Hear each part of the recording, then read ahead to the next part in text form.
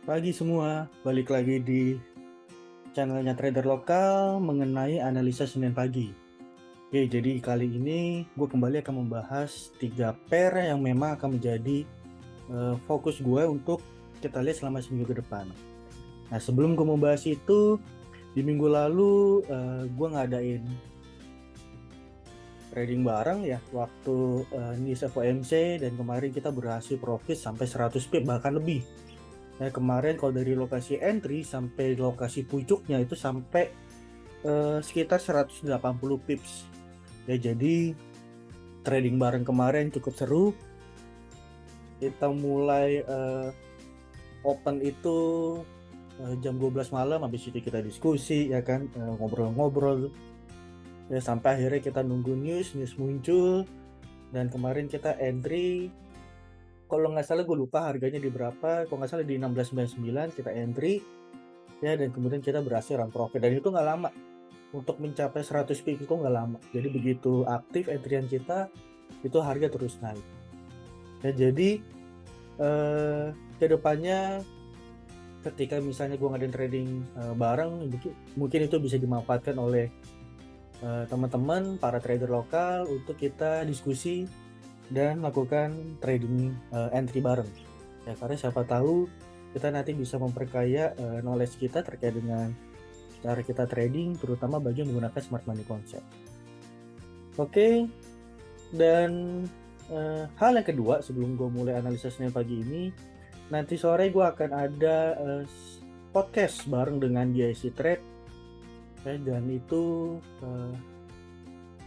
plannya jam 3 sore ini sampai sekitar jam setengah 5 atau jam 5 sore ya. Jadi gue akan podcast bersama GIC Trade, dan situ gue akan membahas mengenai greedy di dalam forex ya, dan di situ gue akan membahas mengenai detailnya untuk gimana kita bisa mengatasi sifat atau tiba-tiba ada keinginan kita untuk trading secara greedy gitu, dan bagaimana mengakomodirnya, dan itu nanti akan dibahas di dalam podcast nanti sore gitu. Jadi para trader lokal bisa nonton itu di YouTube-nya GIC Trade ya, jadi akan live via YouTube-nya dari GIC Trade. Jadi teman-teman bisa pantau juga videonya, dan mungkin nanti ada pembelajaran yang bisa digunakan dalam trading kita masing-masing.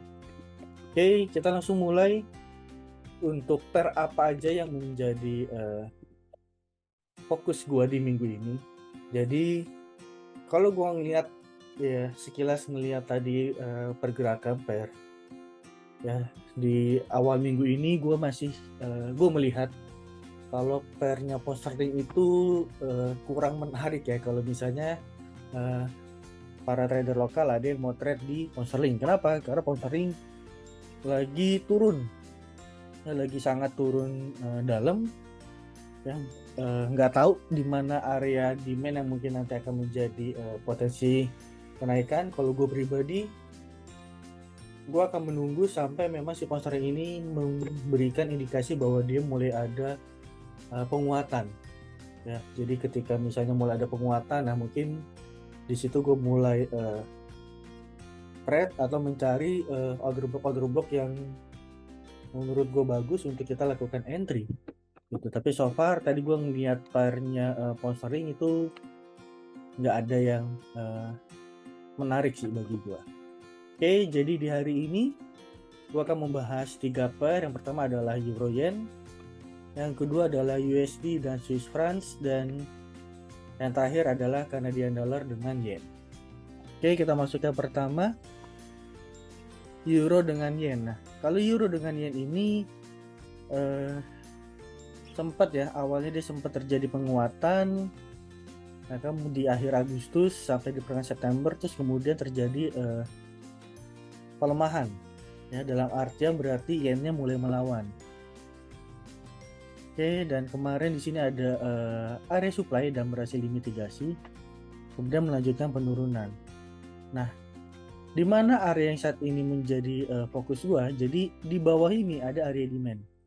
Ya, gua akan menunggu di sini ya, yang menurut gua akan memiliki potensi untuk terjadi rebound. Oke, gue akan menunggu di sini di area demand. Lalu di mana lagi nih di lokasi yang bisa menjadi poin kita? Nah, di atas ini ada supply. Ya, ada supply. Ini perlu dicek, ini supply kapan, cukup lama. Ya, karena memang euro yen ini memang sudah terlalu menguat. Artinya maksudnya yen ini sudah terlalu melemah.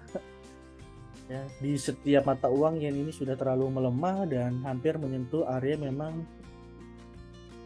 menjadi area supply yang pernah terbentuk tahun 2015 ya. Jadi gue sampai nyari di tahun 2015 untuk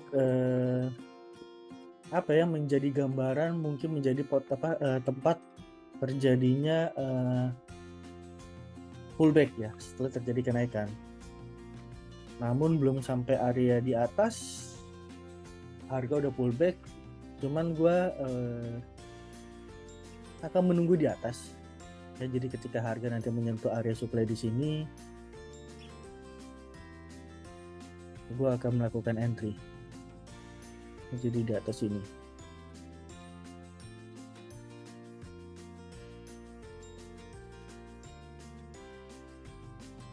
Oke, ini nice sih lokasinya. Nah, sebelum dia sampai ke atas ini gue ngeliat ada beberapa lokasi yang bisa jadi titik balik juga, titik pantul juga. Nah, jadi ini ada yang pertama ya, terus bawahnya juga ada lagi. Oke, di bawahnya juga ada lagi. Jadi ya, selain tadi ada dua area di atas dan di bawah ya, jadi di bawah ada demand, di atas ada supply yang cukup jauh. Gue juga melihat dua area ini yang ada di pertengahan ini bisa menjadi area yang memantulkan harga ketika harga memitigasi area order block ini ya. Jadi ya, gue akan melihat respon ketika harga menyentuh area supply ini dan gue berpotensi untuk melakukan entry secara agresif ya. Sedangkan yang di atas gue masih wait and see apakah nanti gue akan bisa melakukan entry secara agresif ataupun secara konfirmasi. Nah, kita akan melihat nanti secara price action-nya seperti apa. So far untuk yang di area di bawah ini ya, ini bisa menjadi area untuk kita entry secara agresif. Yang di atas gue akan melihat konfirmasi atau bentuk dari struktur ketika harga bergerak ke atas. Oke, itu untuk euro dan yen ya. Untuk euro dan yen, terus kalau misalnya ada pertanyaan atau ada inputan, ada demand nggak yang bisa menjadi area pantul sebelum dia menyentuh area demand ini ya, mungkin ya demand-demand yang sebelumnya sudah terbentuk yang sudah valid ini bisa menjadi lokasi pantul lagi. Cuma bagi gua ya, gue tidak tertarik dengan area demand yang sudah pernah dimitigasi, baik itu demand maupun supply. Nah, gue lebih memilih untuk mencari area yang memang masih fresh.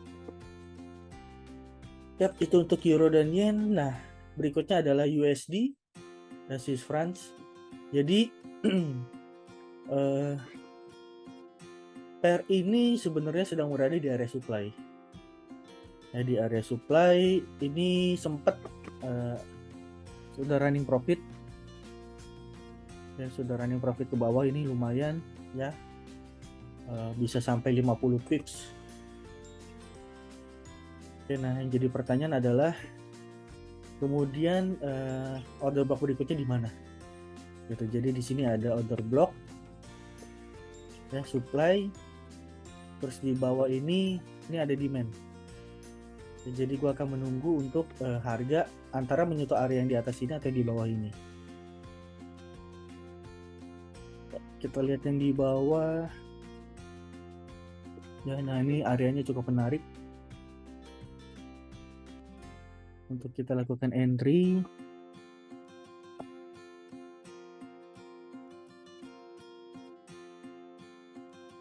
Oke ya, jadi ini dua areanya untuk USD dengan Swiss francs ya. Di sini dia nge-break atau meninggalkan area demand di bawah. Nah, terus ini ada supply yang udah lama terbentuk. Jadi kita akan melihat harga memitigasi antara atas atau bawah. Oke, jadi dia akan mantul ke sini, kemudian turun, atau malah dia turun dulu, ya, turun dulu, ambil liquidity, ya kan, terus kemudian memantul di area demand ini.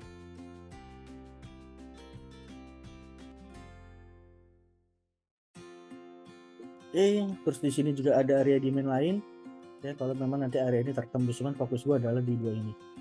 Nah, kita lihat dulu bagaimana respon harga di dua area di bawah, dua area, satu di atas dan satu di bawah ini.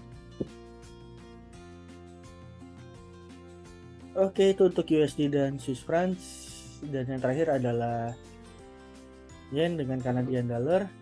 Canadian dollar dengan yen kebalik. Ya, jadi gue mencari di mana. Ya, di sini ada atas dan ada bawah lagi. Jadi kalau misalnya kita lihat 3 pair ini, ya, kita bisa menunggu atas bawah. Ya, sedangkan kalau Canadian dollar ini gue akan menunggu di atas sini. Ya, di sini ada order block. Ya, di bawah pun juga ada order block.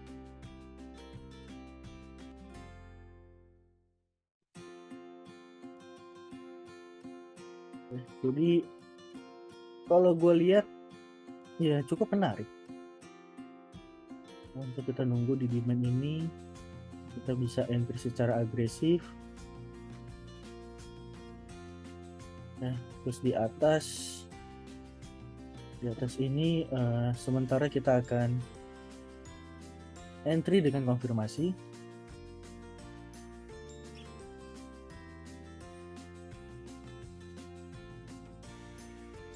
Ya, kenapa harus entry dengan konfirmasi? Ya karena ada potensi dia lanjut naik ke atas. Nah, potensi untuk lanjut naik ke atas untuk memitigasi area supply yang ada di atas ini. Jadi ada dua supply ya untuk pair ini. Ini supply yang pertama dan ini supply yang kedua.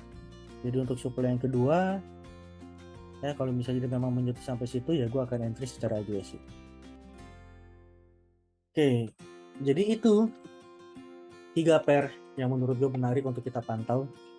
Jadi ada Euro Yen, ya, Euro Yen ada, bisa dibilang ada 4 ya. Jadi ada 1, 2, 3, 4, 3 supply dan 1 demand. Nah, kita akan lihat responnya dari setiap order block ketika harga menyentuh. Dan kemudian ada US dollar dengan Swiss francs. Ya, US dollar dengan Swiss francs ini ada 2 area yang menjadi fokus. Dan yang terakhir adalah Canadian dollar dengan yen. Ya, di sini ada 3 area yang menjadi fokus. Ya, jadi bagaimana nanti respon dari market selama seminggu ke depan? Nah, ini nanti akan kita bahas. Ya, akan gue bahas untuk para trader lokal di sesi live YouTube di hari Rabu jam 8 malam. Ya, jangan lupa untuk pantengin YouTube-nya trader lokal, untuk di-subscribe, ya, terus bunyi loncengnya. Jadi ketika nanti gue live, ya, para trader lokal udah bisa dapat notifikasi dan bisa langsung segera join. Oke, jadi itu analisa Senin pagi hari ini.